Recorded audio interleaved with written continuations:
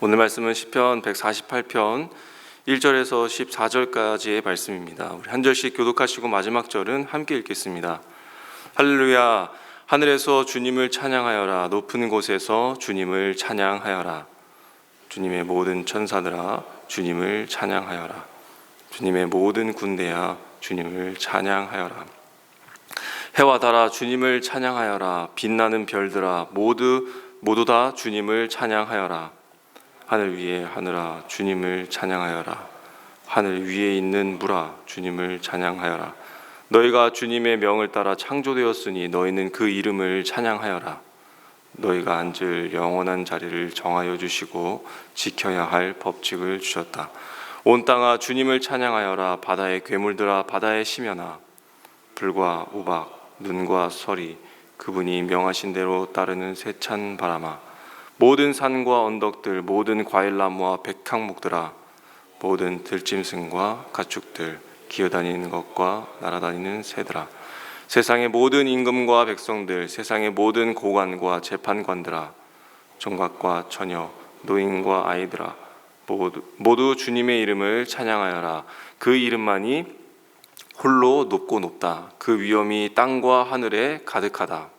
주님이 그의 백성을 강하게 하셨으니 찬양은 모든 성도들과 주님을 가까이 모시는 백성들과 이스라엘 백성이 마땅히 드려야 할 일이다. 아멘. 우리는 하루를 살아가면서 수많은 소리와 또 감정과 염려 속에서 마음을 빼앗길 때가 많은 것 같습니다. 그럴 때마다 우리의 시선은 자꾸 아래를 향하게 되고 내 문제와 내 현실에만 안주하게 되는 것 같습니다.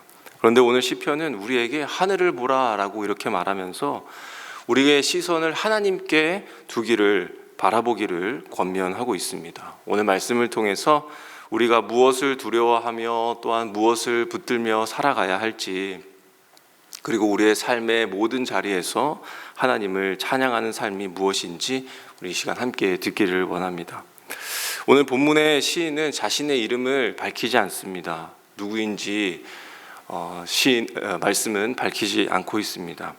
자기 자신을 감추고 우리의 시선을 들어서 저 광활한 하늘을 보라라고 그렇게 손짓하고 있습니다.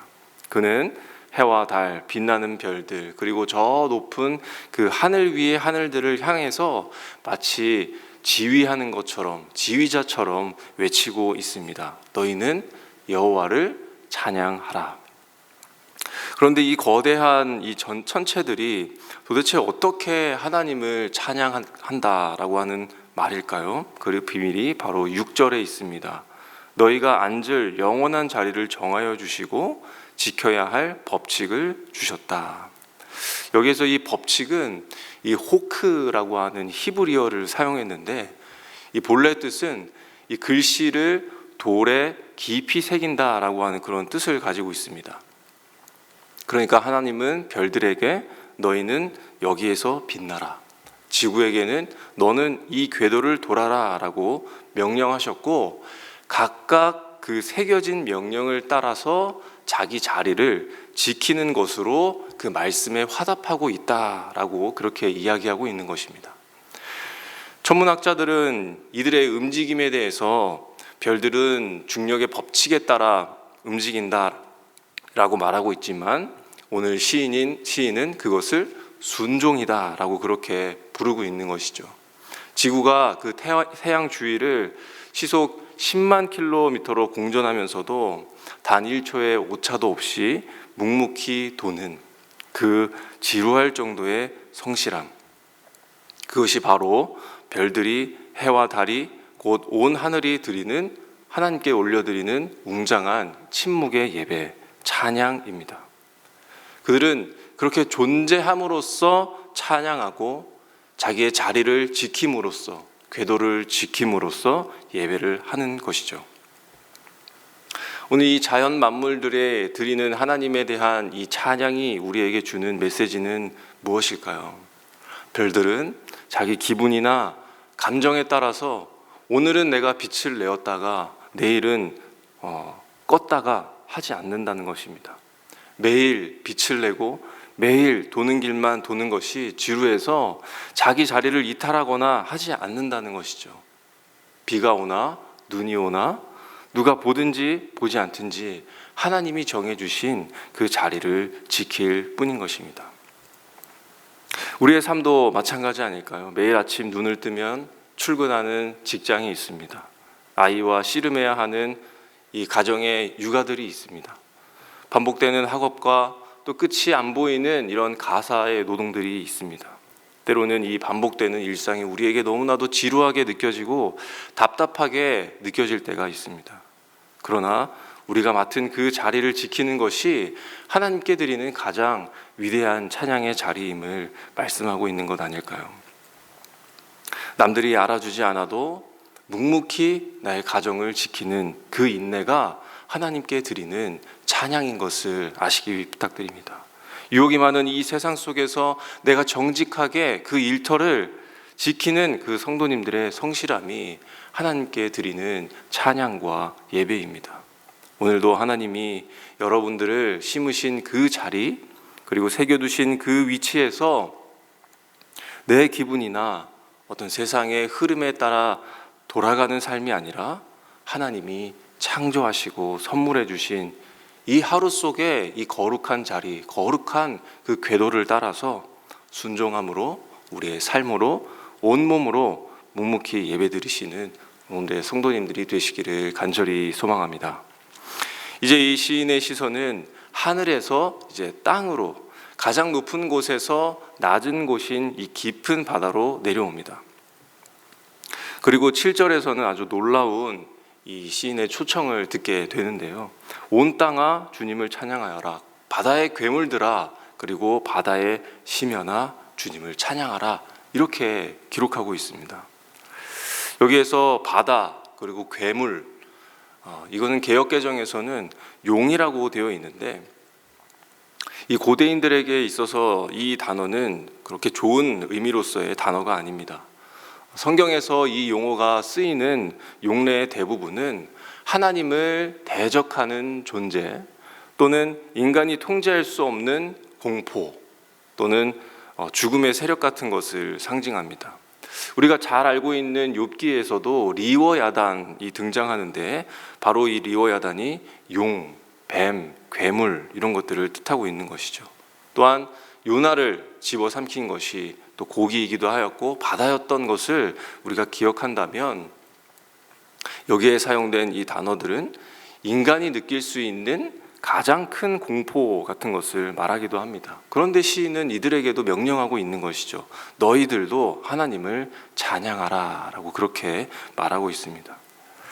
그리고 이어서 8절에서도 보시면은 불과 우박, 눈과 서리, 그리고 그분이 명하신 대로 따르는 세찬 바람 이렇게 나와 있는데요. 이것들 역시도 어떻게 보면 전부 인간의 삶을 파괴할 수 있는 그런 재난들입니다. 농사를 망치기도 하고 집을 부수기도 하고 생명을 위협하는 것들이기도 하죠. 우리가 이 중에 하나라도 만나면 우리의 삶은 어떻게 될까요? 우리는 두려워 떨 것입니다. 이런 것들이 우리 인생에 찾아오지 않기를 우리가 기도하기도 하고요.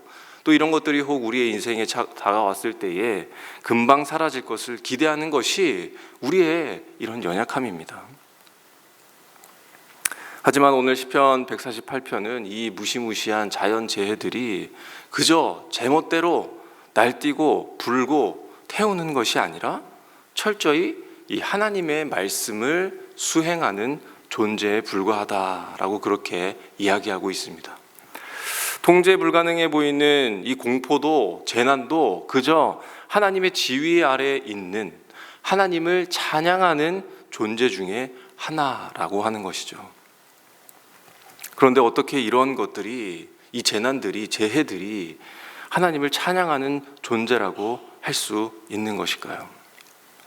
우리 인생에 이런 감당 못할 두려움들이 찾아옵니다. 해결할 수 없는 우리의 삶의 문제들이 있습니다. 질병도 있고요.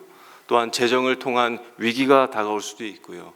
우리의 인간관계에 문제가 생기기도 합니다. 우리 인간은 그리고 우리의 삶은 여기에 빠져서 참으로 허우적거릴 때가 많습니다. 그리고 내 힘으로 아무것도 할 수 없다라고 하는 것을 그 절망의 끝에서 보게 되는 것이죠. 이때 나를 붙드시는 그 하나님의 손길을 경험합니다. 그때 우리가 깨닫고 고백하고 하는 것이 무엇입니까? 내 문제보다 더 크신 분이 바로 하나님이시구나.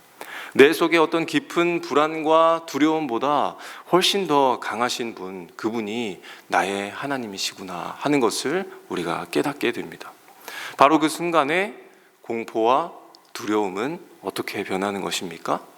그저 하나님의 구원하심을 가장 극적으로 드러내는 도구가 되는 것이죠.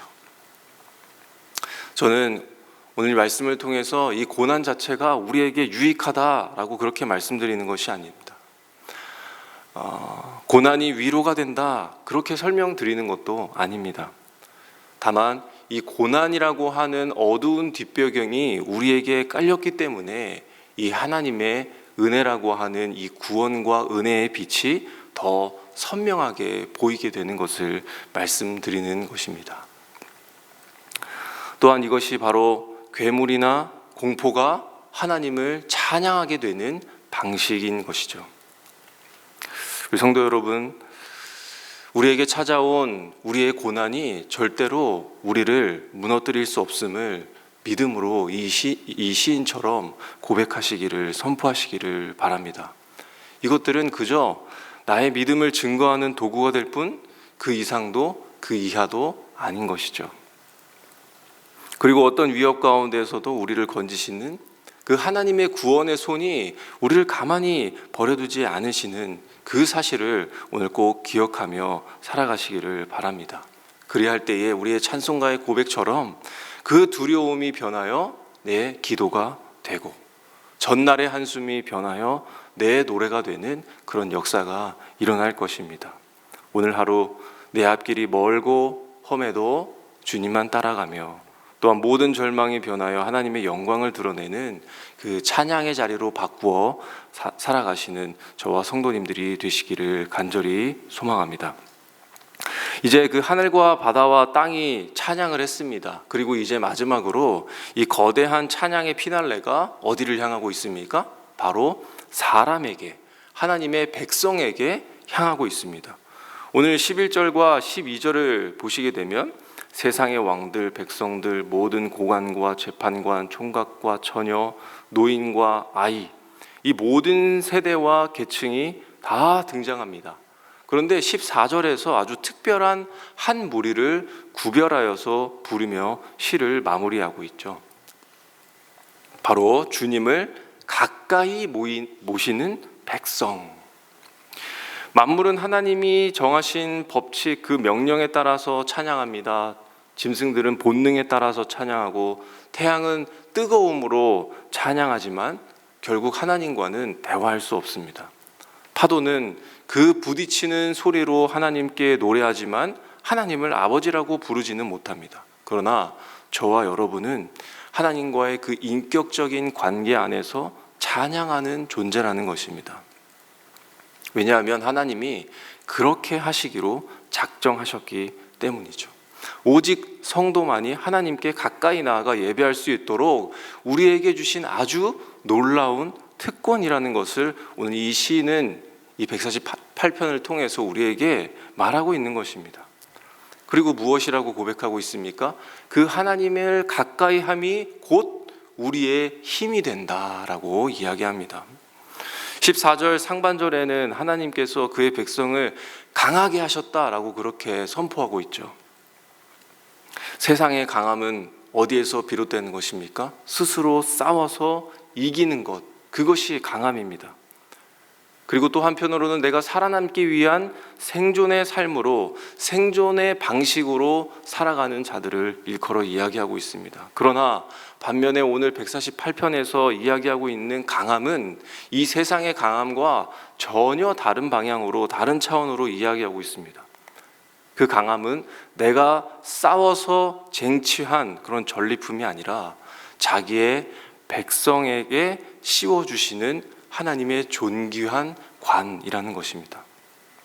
이 말은 우리의 어떤 행위로서의 강함이 아니라 주를 가까이 하는 그런 존재에 초점을 두고 말하고 있는 것이죠.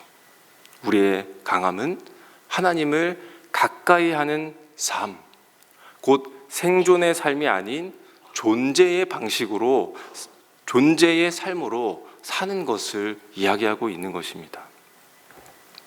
야생은 어떻습니까? 적과 최대한 거리를 두어야 살아갈 수 있지만 이 하나님의 은혜의 세계에서는 하나님과 가까이 있을 때에 살 수 있다라고 하는 것을 이야기하고 있는 것입니다. 하나님을 가까이 할 때 우리는 더 이상 생존을 위해서 발버둥 치는 자가 아니라 거룩한 존재로서 힘차게 살아가게 되는 것입니다. 그러므로 우리는 살아남기 위해서 예배하는 자가 아니라 하나님을 찬양하기 위해 부름받은 존귀한 존재이고 예배하는 자라는 사실을 꼭 기억하시기를 부탁드리겠습니다. 오늘 하루 하나님께 가까이 나아가는 그런 하루가 되시기를 바랍니다. 그분의 품 안에서 이 놀라운 이 성도의 정체성을 확인할 때에 세상에 줄 수 없는 평안과 능력으로 또 찬양과 경배를 올려드리는 저와 여러분들이 되시기를 간절히 소망합니다. 오늘 말씀을 기억하면서 함께 기도하시고 특별히 우리 다음 세대, 우리 자녀들을 위해서 기도하실 때에 우리 다음 세대가 이 세상의 기준이 아닌 하나님을 바라보는 그런 눈을 가지고 살아갈 수 있도록 우리 다음 세대를 위해서 함께 기도해 주시겠습니다. 그들이 이 예배가 삶의 중심이 되도록 또 학업이 또 관계가 또 미래의 불안 이런 것들이 그들의 마음을 마구마구 흔들고 있지만 오늘 시편 148편의 말씀처럼 그 가운데에서도 흔들리지 않고 주의 통치를 신뢰하는 그 믿음을 가진 세대가 되게 하여 주시고 특별히 주를 가까이 하는 이 기쁨이 회복되어서 그 강함으로 또한 하나님과 인격적으로 동행하는 그런 강한 세대가 되게 하여 주시기를 우리 자녀들을 위해서 함께 기도하겠습니다. 또한 이번 주에는 우리 교회가 또 송구영신 예배를 드리게 됩니다. 한 해를 보내고 또 새해를 맞이하는 이 예배가 무엇보다 하나님을 가까이 하는 그런 결단이 일어나는 시간이 되게 하여 주시고 오늘 또 예배 가운데에 또 말씀과 기도가 다시 살아나게 하여 주시고 온 성도가 한 마음으로 하나님을 찬양하며 올해의 마지막을 감사로 하나님께 올려드리고 또 새해를 주님께 기쁨으로 올려드리는 그 예배 시간이 될 수 있도록 이 시간을 위해서 우리 함께 기도해 주시고 우리 각자 가지고 나온 기도 제목을 하나님께 올려드리며 기도하시도록 하겠습니다. 함께 기도하겠습니다.